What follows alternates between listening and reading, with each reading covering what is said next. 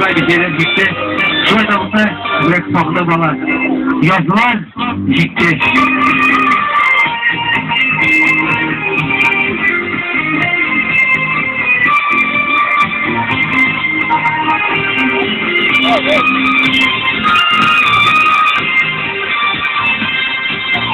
Uyana yazın yakasından yarıp gitken yere kışkırlı Minsiyon de yazlar kızım Şunday tatlı şunday güzel Yalnız aşkım bulur Yazısı da yılır Gençi erkemine bir yanıma Dik sağlımdan değil Yakaratan değil Altın ile kaynarı boynuna Yalnız aşkım bulur Yazısı da yılır Gençi erkemine bir yanıma Dik sağlımdan değil Yakaratan değil Altın ile kaynarı boynuna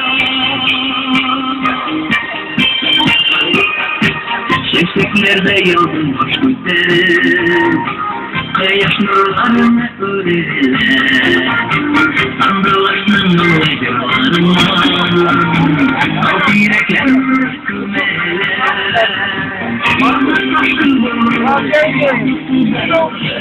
Yeti yekenin yanıma Dik salın Yekenin değil Altın paylar boynuna Yalnız aşkın bulur Yeti yekenin yanıma Dik salın Yekenin değil Altın paylar boynuna Alkışlar bana kalender. Bir gelen alkışlar yan tarafından iki kontrol yıkıştırma yıldızın kanatıyla. Haydi efendim, haydi cümleyle. Trafik sıradan ödemek. Balıklar kutlayla Zinger kökte yazın terleşir. Aşık parlar ürünlerin tere. Gözyaşın neside gülleşir. Yalnız aşkın bulur.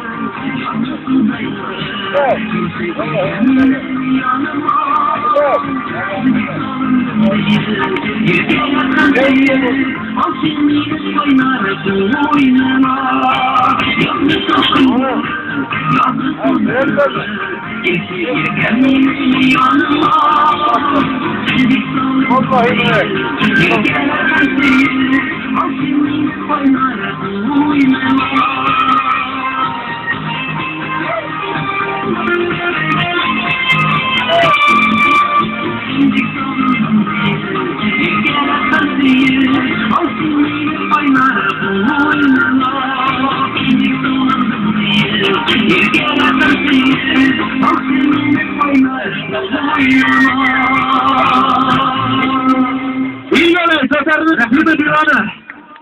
Ama kusulamayın diye. Bu yok senin müzik ilgili. Müzik ilgili de bulanmak üzere. Arkadaşlar.